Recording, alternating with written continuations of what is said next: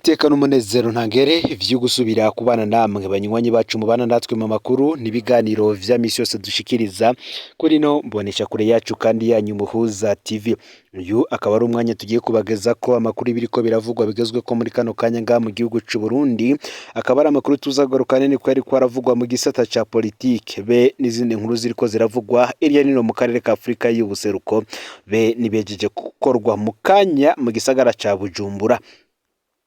Namakuru tuza kugaruka cyane ku nkuru imaze iminsi yandikwa ko mumenyesha amakuru bitandukanye yoba ivyo nga mu gihugu c'u Burundi, ndetse kandi ikaba yararenze imbibe ikandikwa no mu bimenyesha amakuru bikomeye cyane bikorera mu karere ka Afrika y'ubuseruko. Ni inkuru y'ubutare bwo mu Kirundo n'amafaranga abuvugwamwo.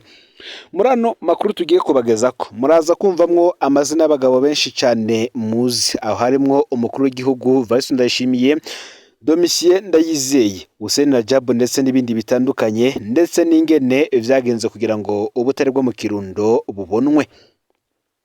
Irya nino rero twumvise ubuduha buvuye kwico abana bari babivuga ko uri ababihinyanyuyemwo inkuru zo gutebura, uri abatanze ivyumviro fatiro ku iterambere ry'igihugu, eka hari nabo bitaguye neza kubona ubutegetsi bwa Vice Ndayishimiye aribwo bwashize ahabona ubwo butare mu gihe bo bashaka ko bwo kwerekanywe n'ababo. Vyose turaza kubigaruka ko. Reka dutangurire kuri ino nkuru kugira ngo vyose muze kuvyumviriza neza. Uwahoze ajejwe ivyo kwakira abashitsi bagendera Hussein Rajab mu ibohero rikuru rya Mpimba yatubwiye ko ivyo gushira habona ari ubutare mu bibanza bitandukanye mu gihugu vyabaye butebe, ariko vyari bisanzwe biri mu nteguro.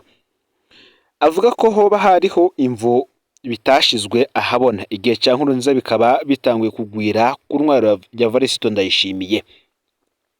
Mu vyo yatangaje ko umunsi umwe bakiriye umushitsi w'iteka, uyu nawe akaba yari Domitien Ndayizeye yahoze arongoye Burundi.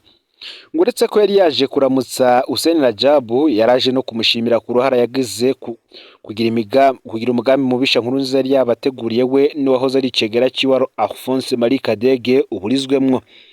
Yatubwiye kandi ko uko ari babiri baganiriye bikwiye, uko bayaga niko Domitien Ndayizeye yatwenga cyane n'amosozi agakoroka.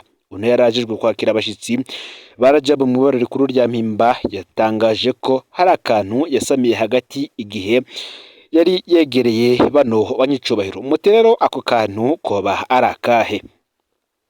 Nkuko tubisanga ku itorokanirizo ry'amakuru Ejo Heza, avuga ko yumvise Domitien Ndayizeye abwira Rajab ati none ntiwumva ko ukwiye kurongora igihugu? Uri Rajab mwishura ati vyose birafise uko bitunganywa n'umwanya wavyo. Ntiyamenye ico vyari bivuye ko.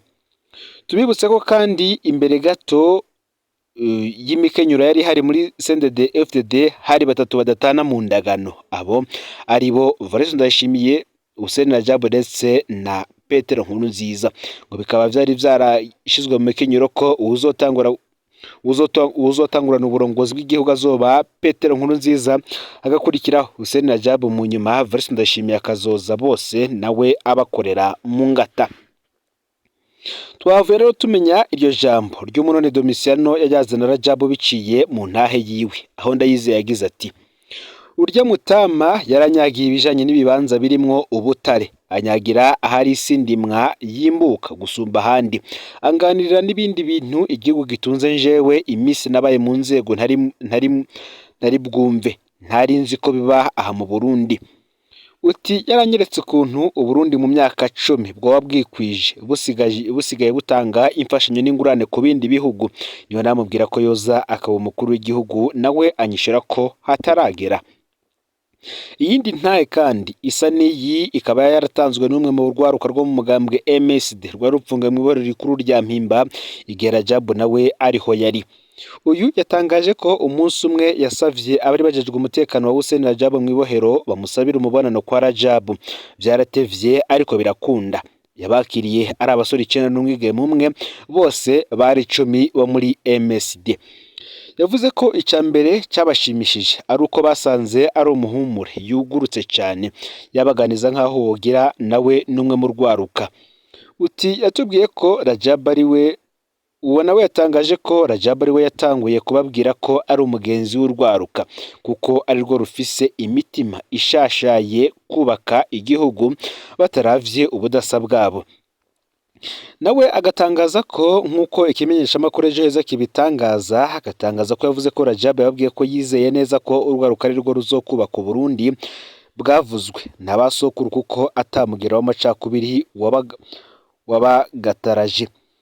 Yarabahaye akarorero aho usanga umusore avuga ku bavyeyi bose b'abatutsi bamuka mu Rutovu canke Imatana, bamwe b'amacakubiri y'akarande y'ukunena abahutu ku rugero rwo kudashobora kwicarana, ariko bwaca bakabona umuhungu wabo aberetse umwigeme yashimye wo mu Kinama afitaniye agashusho n'abakongomani, ugasanga bahuriye kuri kaminuza mu manza canke ahandi bagashimana. Ngo canke umusore wo mu Buyenzi mu Bwiza canke ahandi avuga ku bavyeyi b'abahutu usanga bamuka muri Kongo canke muri Tanzania, umusore wabo agashimana n'umwigeme wo mu Ngagara canke ku Musaga. Abavyeyi n'abaryango rero bakavuza induru ko aciye nk'amabere, abandi bati utuzaniye agasheshe, ariko umuhungu akabakurira inkoni ku gishitsi ko atawundi azomubera umufasha atari uwo. Rajab yababwiye ko rero buke buke abana bagenda bakuraho ivy'amacakubiri y'amoko mu kibano kuko bobo batabiha agaciro bivanye n'isi bagezemwo. Ico gihe ngo yababwiye ko harinze hageraho urwaruka rwemeranya ku bana rudasangiye ukwemera idini, aho cubona ko ukuguruka mu vyiyumviro kwabo ari itunga rikomeye risabwa ko rivyazwamwo umusaruro mu kubaka Uburundi bushasha. Ikibagiwe coco ni ubudasa bw'imigambwe ataco bucononera urwaruka kuko benshi bamaze gutahura ko ari uruhendo rw'abanyepolitike b'imburakimazi. Uwatanze aya makuru ikimenyeshamakuru Ejo Heza kikavuga ko Hussein Rajab yari yababwiye ko ategekanya gukorana n'urwaruka rugifise amaraso ashushe n'indoto zo kugera kure kuko abahumure bakongatajwe n'amacakubiri imbere y'uko mukorana abanza kukuraba izuru akamenya ubwoko bwawe, yabona mutabusangiye akemera guheba uwo mugambi n'ubwoba wari umufitiye akamaro kanini. Ngo mwene kuyagira ikinyamakuru Ejo Heza yavuze ko Rajab yabaremesheje ko ibivugwa yuko itunga ry'igihugu hari abariko bararisahura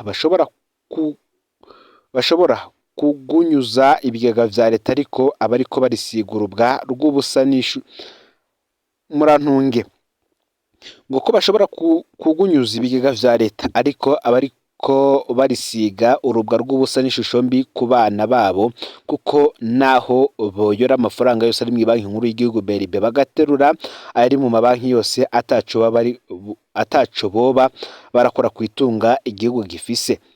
Ico gihe yababwiye ko ari amafaranga biba ari imfashanyo n'ingurane igihugu kiba carasavye kubera indongozi nyinshi zagiye ziratwara igihugu ari ibinebwe ngo bashaka kurya ivyihuse, bagasimba amafaranga atagira igitigi ari mu butare no mu burimyi, bagashima gusagata utwo babona hafi kandi twuzuyemwo induru kuko abarundi baba bayazi na bene kuyatanga, aho turavugamwo amakungu bagumiza ko ijisho.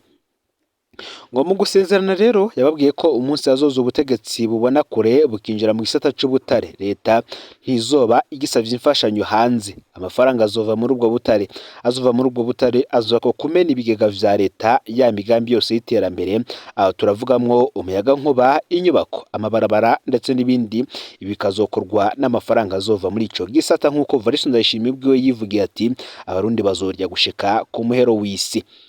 Ngo hazogera rero aho amakori agabanurwa ku rugero rwaho wogera ko yakuweho kuko leta ntizoba igihanze amaso ayo makori mu gukora imigambi yayo. Ubwo Burundi bwubatswe gutyo buzomenyekana cyane mu makungu ku buryo icubahiro n'igitinyiro bizokwizana tukisanga dusigaye duhabwa ijambo tutarisavye.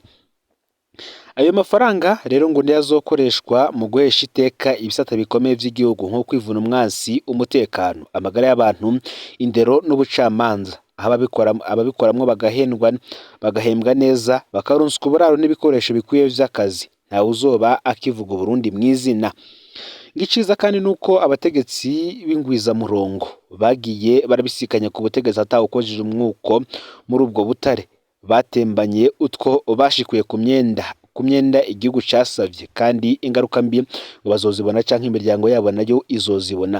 Ngo yarangije babwiye ko abarundi bazinditswe n'amacakubiri basakije imitima yabo, Imana ica ibi mu bwenge bwo kwiteza imbere kuko ahari amacakubiri nta bwenge bwubaka buharangwa, ngo ubutunzi buzira nkunzi niryo teka igihugu cacu gikeneye. Nk'uko rero amakuru ngahari abivuga, ivyo Evariste Ndayishimiye ariko aravuga ni intangamarara, abajijwe kubishira mu ngiro nabo ngo bari mu nyuma bariko baraza. Ngo rero abantu ntibazotangare rwose, iki gisata c'ubutare kiriko kiratezwa imbere kigize umumaro munini cyane ku buryo abanyagihugu bazorya bagasagurira n'amakungu. Ibi tukaba tubisanga ku kimenyesha makuru Ejo Heza. Nimbwe kandi kuri Kanyosha kuri Konkaseri basubiriye kuronka amazi meza inyuma y'umwaka n'amezi abiri. Hari haciye iminsi ibiri gusa tubahaye amakuru y'amagorwa y'abanyagihugu bo muri zone Kanyosha aho bita kuri Konkaseri bari bamaze umwaka n'amezi abiri bataronka amazi. Abanyagihugu bari batangaje ko babohewe amaboko imugongo n'umukozi wa Regideso yitwa Vianney yari yarabugariye kubera yoba iyungukira ku ibombo abo kuri Konkaseri baca baja kugura ko amazi. Iyo nkuru twabahaye yarashikiriye abategetsi none vyaraye bihindutse. Uyu nguyu yagize ati ntama nagoma mfata kakanya ndabashimire bimwe vy'imva mutima sinumva ko no bashimira Imana yonyine niyo mbona baduhera ibibakwiriye.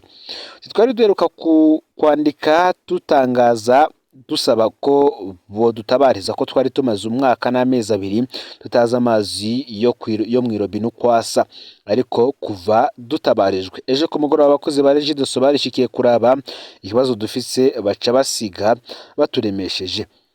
Kuri uno munsi isaha 8 z'ijoro, ubwo bisigura ko hari mu ijoro ry'igenekerezo ya 25 rishira igenekerezo ya 26 twagiye twumva amazi aje. Cyari gitangaza n'ivyishimo ku bantu twese tuba kuri Konkaseri. Nukuri hariho umunezero kuri twese. Twereka kandi gushimira bimwe vy'imva mutima abakozi ba Regideso duhereye kuri Directeur ajejwe igisata c'amazi, Directeur de l'exploitation hamwe n'abandi bari kumwe ejo bigoye bakaza kuraba ikibazo kandi bakagira ko bakagikemura aho bari hose. Nimba iyi message iza kubashikira bavyumve, tubaye tubashimiye bimwe vy'imva mutima, Imana ibaduhezagirire. Nimwe kandi uyanditse iyi message yayisozereye kandi ahezagiza Mutama Pacifique ninahazwe ko ariwe ariko arabandanya igikorwa c'Imana cyo kuvugira abarusha. Utitwe uvugira ntitugira uko twoguhemba, ariko muzokwamiza mu gisabisho cacu ca misi yose. Murakoze. Ni inkuru yatunezereye cyane. Turashimye kandi bano bategetsi bo muri Regideso baciye bishikira kuri Konkaseri maze barakemura ikibazo. Iyi nkuru iratwigisha ko ataka ibico gushira habona ikitameze neza mu gihugu. Kunuma bituma amagorwa y'umunyagihugu akomeza, bikana kandi inguvu urenganya abanyagihugu. Kuvuga birafasha guhindura ibintu. Abanyagihugu bo kuri Konkaseri bari bamaze umwaka n'amezi abiri banumye, ariko bari mu magorwa atagira izina, ariko bu umwe muri bo yubahutse kubishira habona ikibazo kica kiratora umuti mu minsi ibiri gusa. Turakeje n'umunyagihugu yadushikirije aya makuru. Ngayo rero amakuru yaragazwe ko muri kano kanya ufyonde subscribe canke sabone niba utari wafyinda ko kugira ngo utozucikarwa nayo dushikiriza, usangize ano makuru bagenza aho bari hose kugira ngo nabo baje barashikirwa kandi niba biriko biravugwa bigazwe ko ngaha mu gihugu c'u Burundi, hanze imbezi igihugu c'u Burundi ndetse no mu makungu ya kure n'ibindi vyinshi turiko turabategura kubageza ko no Muhuza TV. Imana ibahezagire mu bikorwa vyanyu vya misi yose muriko murakora.